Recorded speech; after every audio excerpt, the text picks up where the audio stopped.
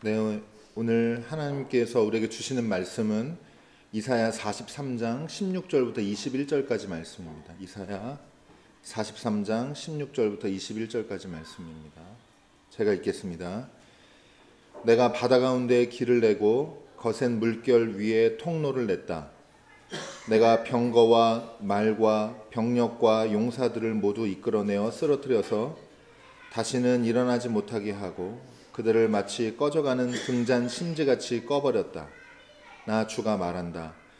너희는 지나간 일을 기억하려고 하지 말며 옛 일을 생각하지 말아라. 내가 이제 새 일을 하려고 한다. 이 일이 이미 드러나고 있는데 너희가 그것을 알지 못하겠느냐.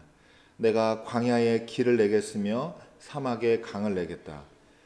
들 짐승들도 나를 공경할 것이다. 이리와 타조도 나를 찬양할 것이다. 내가 택한 내 백성에게 물을 마시게 하려고 광야에 물을 대고 사막에 강을 내었기 때문이다. 이 백성은 나를 위하라고 내가 지은 백성이다. 그들이 나를 찬양할 것이다. 이는 하나님의 말씀입니다. 하나님 감사합니다. 우리 함께 인사하고 말씀의 은혜 나누도록 하겠습니다. 주변 돌아보시면서 구원은 날마다 새롭습니다. 인사하겠습니다.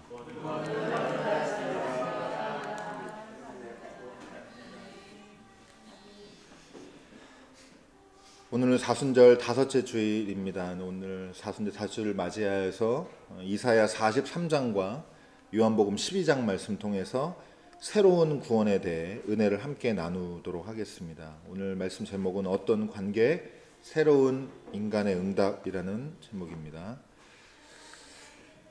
이사야 43장에는 이스라엘 백성을 변함없는 사랑으로 돌보고 그리고 아끼시는 하나님의 구원 계획이 기록이 되어 있습니다.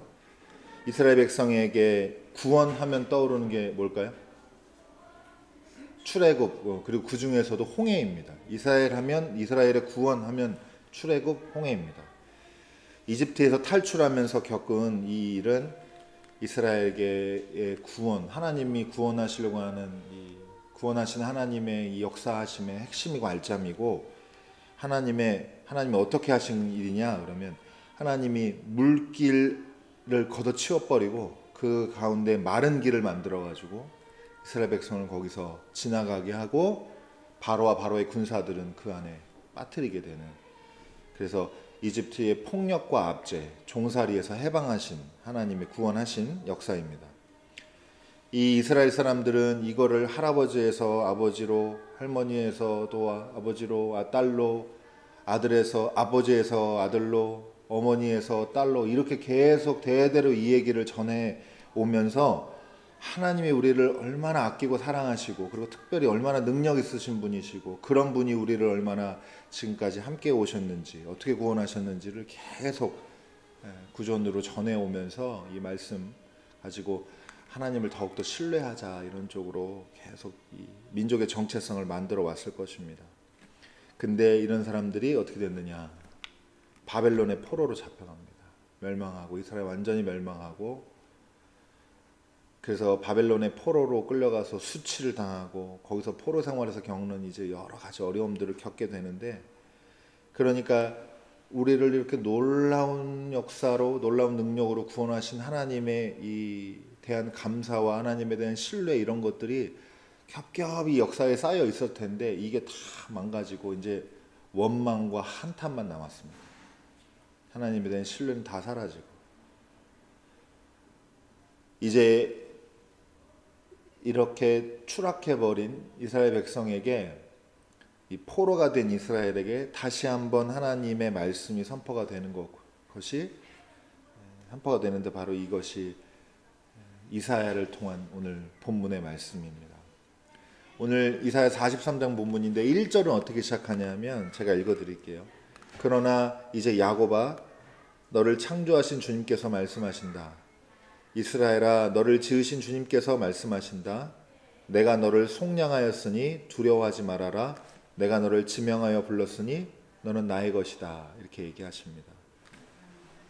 여기에 구속 혹은 속량이라고 표현된 단어가 있고 그 뒤에 너는 내가 너를 지명하여 불렀으니 너는 내 것이다. 내가 너한테 새 이름을 붙여주었고 너는 나의 소유고 백성이고 자녀다 이 얘기를 하시는데, 이게 왜 중요하냐 하면 포로된 상황의 이스라엘은 하나님의 자녀가 더 이상 아닌 거예요. 이 사람들 인식에도 그렇고 지금 진짜 형편도 그렇고 포로가 된 이 상황에서는 우리는 하나님의 백성이 아니다라고, 하나님과의 관계가 이제 깨어졌다라고 하는 인식이 이 사람들 마음 깊은 곳에 있습니다. 그래서 이 상황을 역전시키고 회복시키는 데에 이사야의 입을 통해서 하나님께서 말씀하신 단어가 바로 구속 혹은 속량이라고 표현된 단어인데, 원래는 값을 치르고 되찾다라는 건데요, 물리적으로 이 사람을 값을 치러서 해방시킨다 라는 의미만 있는 게 아니라 해방해서 어디로 가냐가 중요해요. 그래서 어디로 가는 거냐 하면 관계 회복의 의미를 담고 있습니다. 즉 하나님께서 이스라엘 백성을 포로에서 해방시키고 그것뿐만 아니라 다시 이스라엘을 하나님의 자녀의 자리로 되돌리겠다라는 의미가 이 구속과 속량에 있는 겁니다. 그러면서 하시는 말씀이 이제 오늘 본문으로 이제 이어지게 되는데, 내가 바다 가운데 길을 내고 거센 물결 위에 통로를 냈다. 내가 병거와 말과 병력과 용사들을 모두 이끌어내어 쓰러뜨려서 다시는 일어나지 못하게 하고 그들을 마치 꺼져가는 등잔 심지같이 꺼버렸다라고 말씀하시는데, 이 얘기를 왜 하느냐라고 하면 모두에 얘기한 것처럼 이스라엘 백성이 이제 뭘 기억을 다시 해야 되냐, 출애굽 그 중에서도 홍해의 사건을 다시 이제 기억을 해내야 됩니다. 여러분 이걸 잘 이해하셔야 됩니다. 대대로 출애굽 사건을 겪으면서 홍해에서 우리를 구원하신 하나님에 대한 신뢰와 확신이 있었단 말이에요. 누가 뭐라고 그래도 이방인들한테는 손가락질 해가면서까지 우리는 특별한 민족이야. 왜냐? 하나님이 이렇게 특별한 방법으로 우리를 구원하셨거든. 이 마음이 있었단 말이에요. 근데 이런 자존심, 여기에 대한 정체성에 대한 확신이 박살이 나버렸는데, 이웃 나라에 끌려가가지고 포로에서 생활하고 거기서 수치당하고 이러고 살고 있는데, 이사야를 통해서 하나님께 다시 뭐라고 말씀하시냐면, 야 너네 떠올려봐라. 너네 내가 어떻게 구원했냐. 출애굽할 때 홍해 건넜지 라고 얘기를 시작하십니다. 근데 그러면서 뭐라고 하냐, 오늘 여기 핵심 말씀이 이건데요, 이사야 43장 17절부터 19절까지 말씀입니다. 제가 읽습니다. 이것도 나 주가 말한다. 너희는 지나간 일을 기억하려고 하지 말며 옛 일을 생각하지 말아라. 내가 이제 새 일을 하려고 한다. 그러면서 뒤에 가면 내가 광야에 길을 내겠으며 사막에 강을 내겠다. 이렇게 말씀하십니다. 여러분 요거를 이 흐름을 잘, 이 맥락을 잘 이해를 하셔야 돼요. 이게 무슨 말이냐? 여러분 우선은 이번에는 여러분 홍해 사건은 아까 물길 속에서 마른 길을 만든 거잖아요. 그럼 이번에는 어떻게 하시겠다는 거예요? 반대예요. 마른 땅에 사막의 광야에 물길을 내겠다고 하시는 거예요. 금을 마시게 하고 그 생명수로 너네 살려내겠다라고 하는 건데, 여러분 이전에 이 바다에 마른 길을 내셨는데 이번에는 사막에 물길을 내겠다, 이런 말씀이 두 길은 같은 길이에요, 다른 길이에요? 네. 어떻게 보면 다른 길이죠. 하나는 마른 길이고 하나는 젖은 길이란 말이에요. 근데 여러분 어떤 의미에서는 또 두 길이 같은 길이죠. 왜 같은 길이에요? 다 이 일을 행하시는 분이 누구예요? 하나님이십니다. 하나님이 이스라엘 백성을 아끼고 돌보는 마음은 동일합니다. 그러나 중요한 것은 그렇게 해서 사랑하고 아끼는 마음으로 하시는 하나님의 구원의 역사가 같아요, 달라요? 다르다는 게 핵심입니다. 그래서 오늘 뭐라고 인사했어요? 우리 시작할 때 식사하셨습니까? 하나님의 구원은 늘 새롭습니다. 날마다 새롭습니다.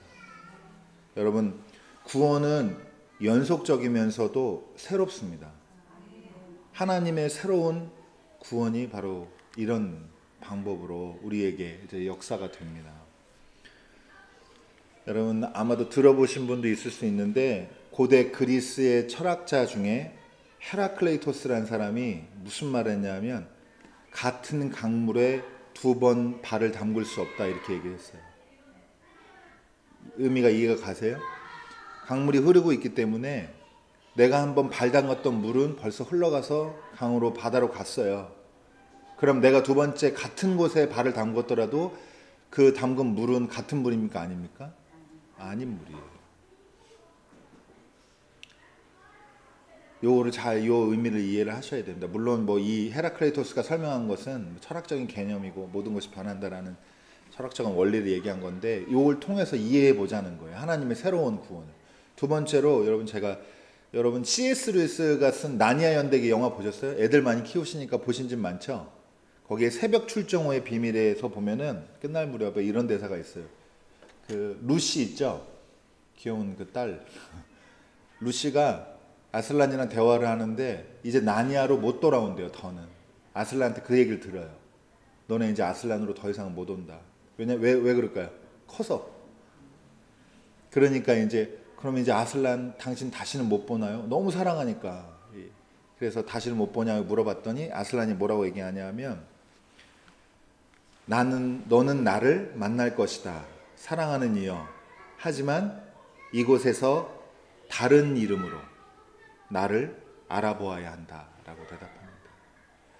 예전에 같은 아슬란의 모습으로 나니아에서 만나진 않는데 그 만남을 통해서 아슬란에 대한 기억과 아슬란에 대한 그 인상을 가지고 전혀 다른 세상에서 아슬란이 다른 이름으로 나타나는 걸 만나게 될 거다 이 말이에요. 여러분 이해가 가시죠? 무슨 말인지. 요거 이해하는 게 성경 이해하는 데 아주 중요한 겁니다. 여러분 하나님은 늘 한결같은 분이십니다. 여러분 믿으시죠? 근데 여러분 하나님이 역사하시는 방법은 다 똑같죠? 늘 새롭습니다. 우리가 처음 하나님 만났을 때 큰 감격이 있단 말이에요. 저도 그렇고 아주 큰 감격이 있는데 그것 자체로 너무 소중하지만 하나님과 맺은 관계가 그거 하나뿐이다 평생. 이러면 여러분 행복한 사람이에요? 불행한 사람이에요? 여러분 어떤 면에서는 불행한 사람이에요. 하나님이 우리 생각보다 훨씬 큰 분이기 때문에 우리가 코끼리 다리 만지듯이 장님 코끼리 만지듯이 하나님의 어떤 한 부분을 경험한 건데 그것만 아는 사람은 거기서 벗어나지 못하고 그걸 집착하게 돼요. 여러분 병이 나서 하나님을 만났다. 그러면 하나님을 치료자로만 알아요. 예수 믿는 사람은 아프면 안 되는 줄 알아요. 그러면 안 되는 거예요. 성공해서 저 바다까지 추락하고 노숙자까지 갔다가 하나님 만나서 성공했어요. 그러면 물질적으로 풍요를 주시고 안녕을 주시는 분으로 하나님을 아는데 여러분 예수 믿는 사람도 사업 망해요? 안 망해요? 죄 많이 져서 망한 거죠? 아주 쓰레기 같은 짓 해가지고. 아니에요. 살다 보면 그럴 수도 있는 겁니다. 저는 죄 많이 지어서 전세 사기 당한 것 같긴 한데 여러분 제가 이런 단순한 인간관계로 하나님이 생각하시면 안 된다고 여러 차례 말씀을 드렸는데 제가 오늘 드리고 싶은 말씀은 이거예요. 하나님이 하나님의 새로운 면모를 새롭게 자꾸 만나시는 여러분 되셨으면 좋겠습니다. 하나님 이런 분이기도 하고 이런 분이기도 해요.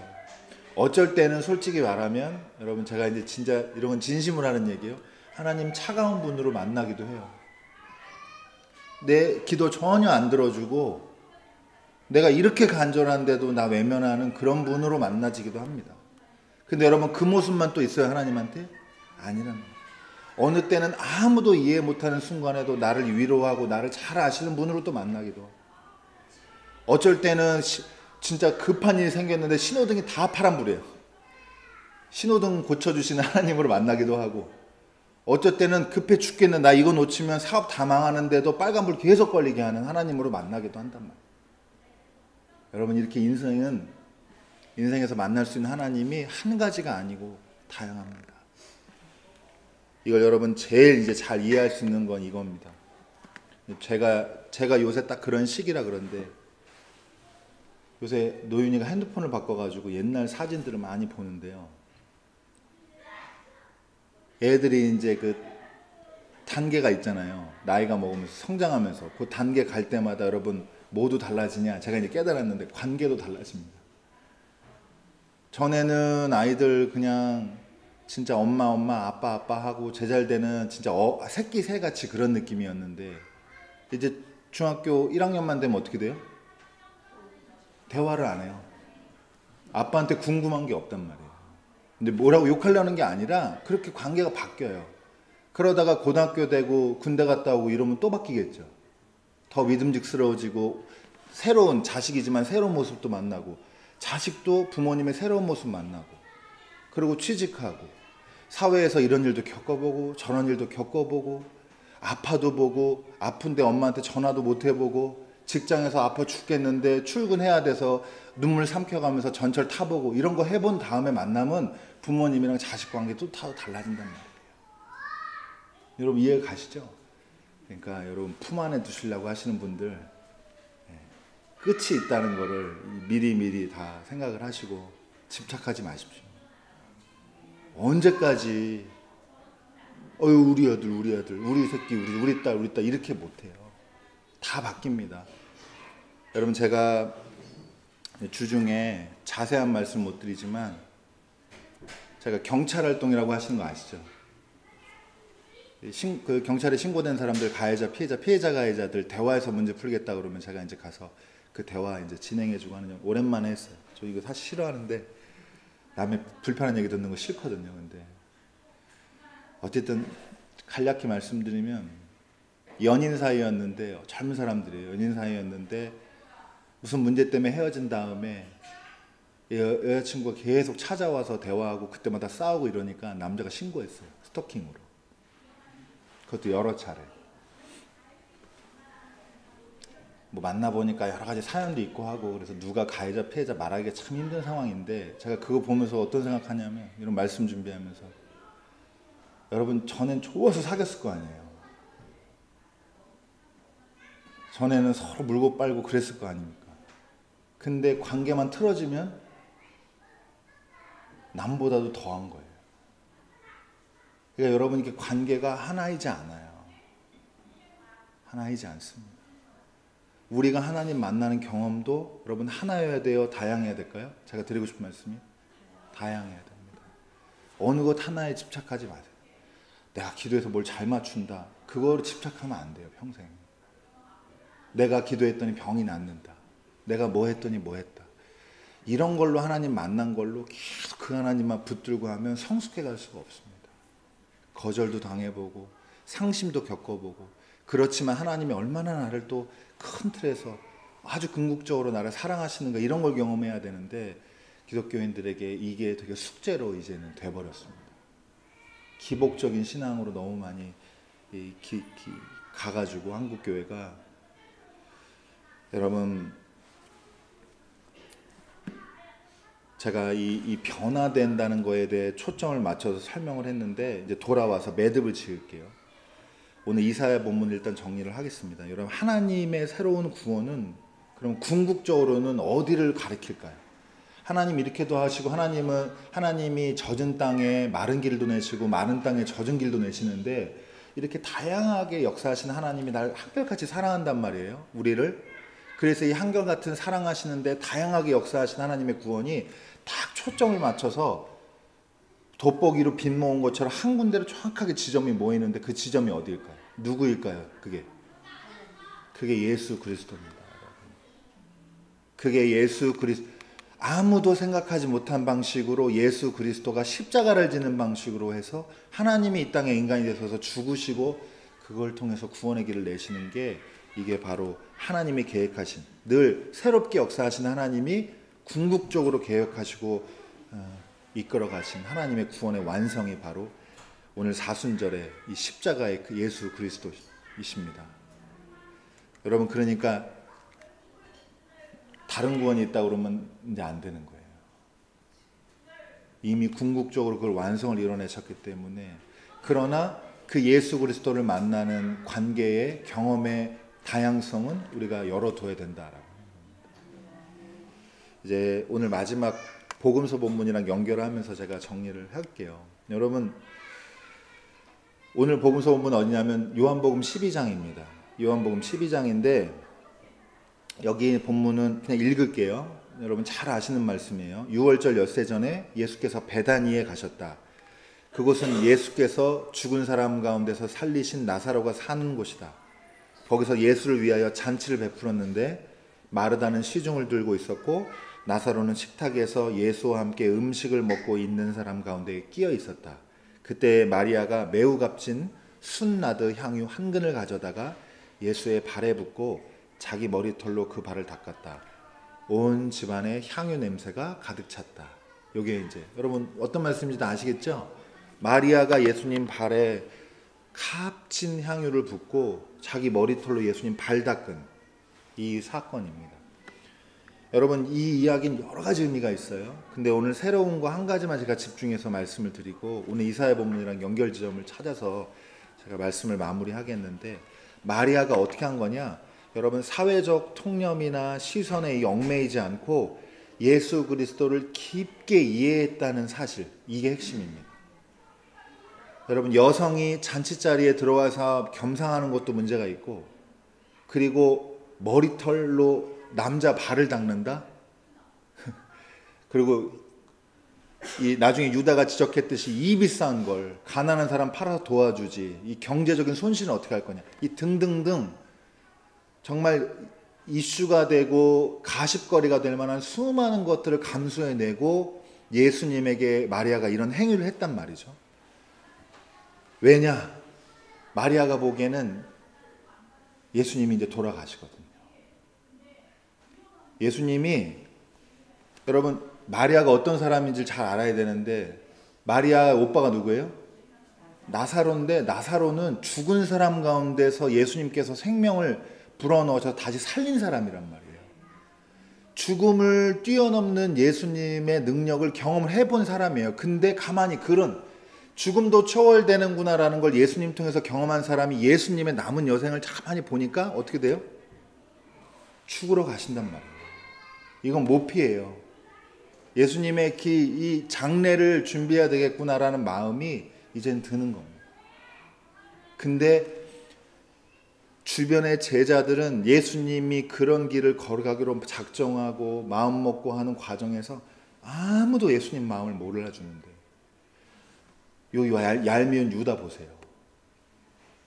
대표적으로 이 성경에서는 예수님이 지금 이제 십자가에 달릴 수밖에 없겠구나 하는 걸 직감하고 그 길을 그래도 피하지 않고 가야겠다라고 결심하시고 남은 이제 예루살렘 여정을 개혁하고 계시고 마음속에 품고 계시는 분인데, 요걸 딱 한 사람만 이해했단 말이죠. 그게 누구예요? 그게 마리아. 왜 그렇게 했을까요? 마리아는 어째서 그렇게 할 수 있었을까요? 모릅니다. 아무도 몰라요. 예수님 나중에 예수님한테 물어보세요. 마리아한테요. 근데 여러분 저희가 추측하기로는 예수 그리스도와 마리아는 아주 특별한 관계였다라고 하는 건 추측이 되죠. 그게 예수님을 깊게 이해했으니까. 이 깊게 이해한 단 한 사람이었다니까요. 여러분 뭐 세속적인 관계로 친밀했다, 이 특별한 관계다, 이런 얘기가 아니고요. 여러분 보세요. 서로 10년, 20년, 30년 살아도 부부끼리도 서로 마음 모르는 집은 몰라요. 이해 못 받는 집은 이해 못 받습니다. 근데 여러분 여행지 가서도 택시 탔는데도 잠깐 대화인데도 나를 깊게 이해해 준 사람이 또 있어요, 없어요? 있단 말이에요. 그러니까 물리적으로 얼마나 가깝냐 안 가깝냐 이게 문제가 아니고, 마리아는 예수님을 깊게 이해할 수 있었던 어떤 지점을 가지고 있는데, 그게 직관이 됐든 영적인, 아니면 예수님을 깊게 알려고 했든지 뭐가 됐지 잘 모르겠지만 어쨌든 둘이 특별한 관계였다는 것만은 틀림이 없습니다. 마리아는 예수님을 알았고 인간 예수의 남은 길을 그걸 지지하고 그 남은 여정을 응원하면서 그 예수님께서 그 길을 걸어가시는 것을 동참을 했다 이 말입니다. 순전한 이 기름을 붓고 머리털로 닦았다는 건 그 길에 나도 참여합니다라고 하는 마리아가 말을 많이 떠들어서가 아니라 나만 믿으세요 이렇게 한 게 아니고 그걸로 다 됐다라고 하는 겁니다. 결론인데요, 여러분 제가 한 가지 깨달은 게 있습니다. 아마도 이 마리아가 이런 행동을 할 수 있었던 것은 예수 그리스도를 통해 자신의 광야와도 같은 삶에서 이미 구원을 경험해봤기 때문일 거예요. 이걸 통해 구원받은 게 아니라 구원을 받았기 때문에 광야의 물기를 내는 걸 예수님을 통해서 경험을 했기 때문에 이제 이렇게 새로운 삶을 얻었기 때문에 새로운 방식으로, 새로운 사람의 응답으로 예수님께 이렇게 전적으로 이해했다고 하는 표현을 할 수 있었을 것입니다. 여러분, 이사야에서 옛적 일들 기억하지 말라고 그러는데, 여러분 가만히 옛일 생각해 보세요.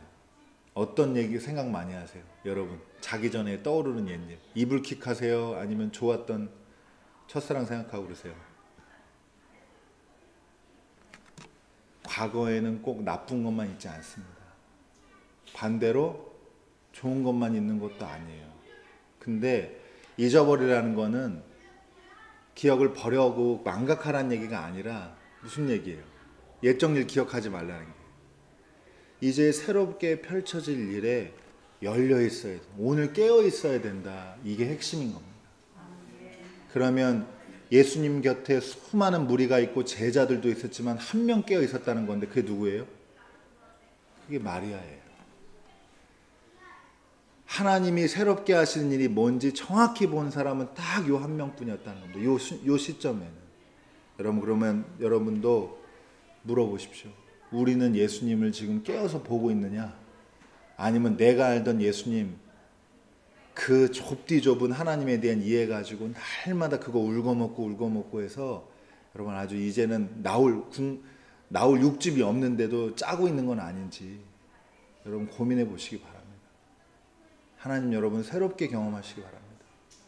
이 사순절 통해서 하나님이 또 다르게 보여주는 모습을 통해서 여러분 생명력 있는 삶을 사시기를 바랍니다. 저와 여러분이 오늘 새롭게 역사하신 하나님의 일을 정확히 읽어내고 거기에 온전히 응답하는 복된 삶이 되기를 주님의 이름으로 축원합니다. 기도하겠습니다.